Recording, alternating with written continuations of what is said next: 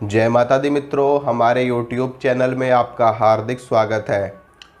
और इस वीडियो में मैं आपको ये बताऊंगा कि जिन लोगों ने भी देवी की साधना करी है या जो लोग देवी की सिद्धि कर रहे थे, नवारण मंत्र का जप कर रहे थे, दुर्गा सप्तशती का पाठ कर रहे थे,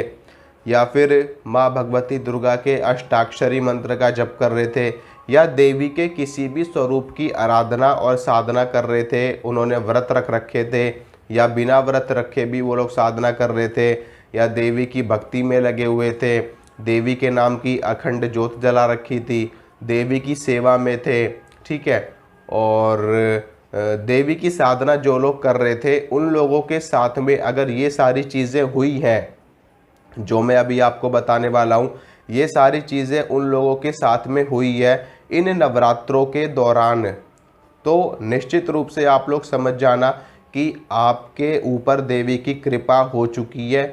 आपके शरीर में देवी की शक्ति प्रवेश कर चुकी है। ठीक है। और इसमें आपको बिल्कुल भी संशय नहीं करना है। इस चीज़ में आपको बिल्कुल भी संशय नहीं करना है। और ये कुछ चीज़ें मैं आपको बताता हूँ अभी कि देखिए, अगर आपके साथ में इन नवरात्रों में आपकी तबीयत खराब हो गई है,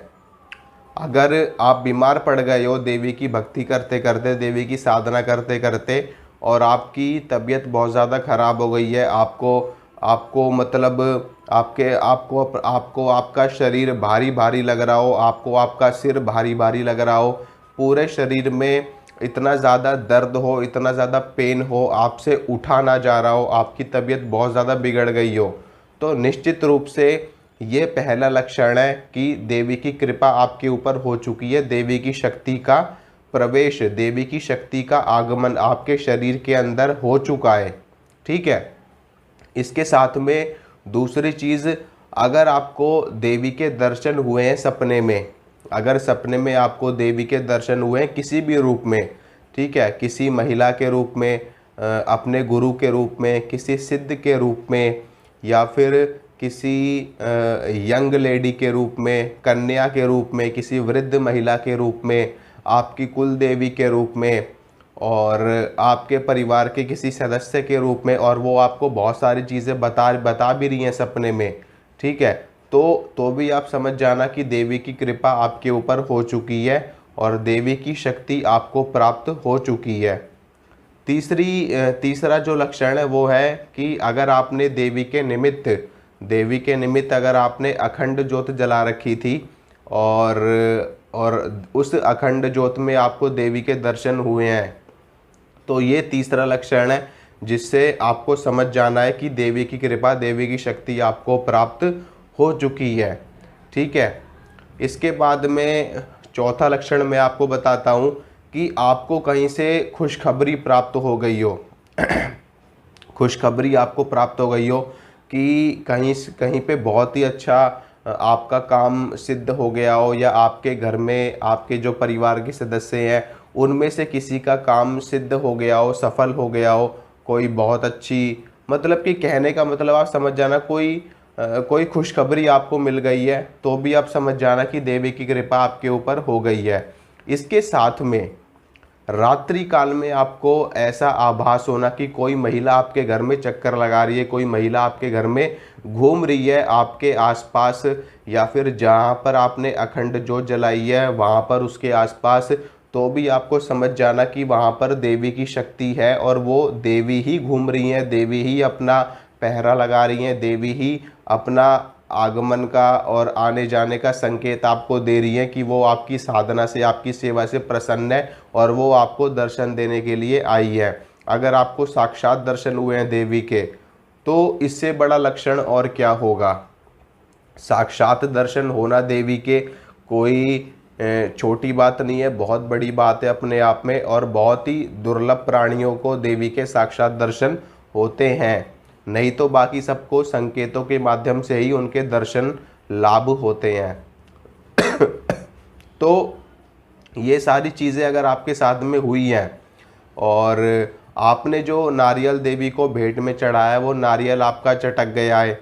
या फिर आपकी जो अखंड ज्योत है उसकी लौ अचानक से बढ़ गई है, और अचानक से बढ़ गई है फिर वापस से उसी आकार में आ गई है, नारियल आपका चटक गया है। इसके साथ में घर में आपको किसी के घूमने की, किसी के चलने की, किसी की हंसने की आवाज़ आई हो, कोई बहुत अच्छी खुशबू आपको हमेशा प्रतीत होती रहती हो इन 9 दिनों में अपने घर में। और जब आप मंत्र का जप कर रहे हो या जब आप दुर्गा सप्तशती का पाठ कर रहे हो, तो उस समय पर आपको अपने शरीर में झटके का महसूस अगर हुए हो, जैसे कि आप पूजा पे बैठे हुए हो और आपको आपके शरीर में झटके लग रहे हो, आपको आपकी गर्दन में झटके लग रहे हो, आपको आपके शरीर में बहुत तेज़ वाइब्रेशन महसूस हो रही हो, कि मतलब ऐसा लग रहा हो कि जैसे कि अभी मैं खेलना शुरू कर दूंगा और अभी के अभी मैं अलग दुनिया में चला जाऊंगा। अगर इस तरह से आपको फील हुआ है, इस तरह से आपको महसूस हुआ है, तो भी देवी की शक्ति आपके शरीर में प्रवेश कर चुकी है। ठीक है, देवी की शक्ति प्रवेश कर चुकी है। और इसी तरह से और भी लक्षण है, जैसे कि जब आप अपने आसन पर बैठे हो और आसन पे बैठने के बाद में आप देवी की पूजा शुरू कर रहे हो, पूजा शुरू करते ही एकदम से कोई शक्ति हंसने लगे, जैसे ही आप पूजा शुरू कर रहे हो और कोई शक्ति हंसने लगे एकदम से, तो वहाँ पर देवी की शक्ति विराजमान है और देवी अट्टहास कर रही है। ठीक है, और आपको किसी की ध्वनि सुनाई दी हो, शंख की ध्वनि आपको सुनाई दी हो, ओंकार की ध्वनि आपको सुनाई दी हो,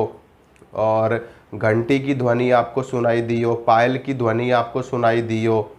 और सुगंध आई हो, तो इनमें से ये सारे लक्षण जो मैं आपको बता रहा हूँ, ये सारे लक्षण देवी की शक्ति के लक्षण हैं। देवी का कोई भी स्वरूप आपके पास आया है आपको दर्शन देने के लिए, आपको बताने के लिए, आपको समझाने के लिए कि उनकी शक्ति का असर आपके ऊपर है, उनकी शक्ति की कृपा आपके ऊपर है, और वो आपकी पूजा से प्रसन्न है। ठीक है, तो ये सारी चीज़ें अगर आपके साथ में घटित हुई हैं इन नवरात्रों के दौरान, कन्या पूजन के समय आपको कन्याएं ना मिल रही हो पहले, और एकदम से कन्याओं का आ जाना। ठीक है, आपको कन्याएं ना मिल रही हो कन्या पूजन के लिए और एकदम से कन्याओं का आ जाना, ये भी बहुत बड़ा संकेत है देवी के आगमन का। ठीक है, और इसी के साथ में जो ये सारी चीज़ें मैंने आपको बताई है, ये सारे लक्षण तो हैं ही हैं। साथ में अगर आपके ऊपर हाजिरी आई है, सवारी आई है माँ भगवती की, आदि शक्ति की, पूर्ण रूप से खुल करके शक्ति आई है आपके ऊपर, तो भी आप समझ जाना कि माँ भगवती आदि शक्ति दुर्गा, माँ भगवती आदि शक्ति महाकाली, महालक्ष्मी, महासरस्वती, या उनकी कोई भी शक्ति, उनका कोई भी स्वरूप आपके ऊपर प्रसन्न हो चुका है, और उनकी पूरी कृपा आपके ऊपर और आपके परिवार पर हो चुकी है। तो बस अब आपको कुछ नहीं करना, बस उनकी सेवा में आपको लगे रहना है और निरंतर उनके मंत्रों का जप करना है, निरंतर उनकी सेवा करते रहना है, और उनकी शक्तियों को, अपनी शक्तियों को बढ़ाते चले जाना है आपको, साधना करके उनको प्रसन्न करते रहना है लगातार, ताकि उनकी शक्ति बढ़ती चली जाए और वो आपके ऊपर साक्षात रूप से कृपा कर सके। ठीक है मित्रों, तो अभी के लिए बस इतना ही। अगर आपको ये जानकारी अच्छी लगी है तो वीडियो को लाइक कर देना, वीडियो को शेयर कर देना, चैनल को सब्सक्राइब कर देना, और अब मुलाकात होगी आप सभी से अगली वीडियो में। जय माता रानी की। माता रानी आप सभी का मंगल करे, आप सभी का कल्याण करे, आप सभी के परिवार में सुख समृद्धि लेकर के आए, यही मेरी कामना है। और माता रानी से यही दुआ है मेरी तरफ से कि उनका आशीर्वाद सबके ऊपर बना रहे। ठीक है, जय माता दी।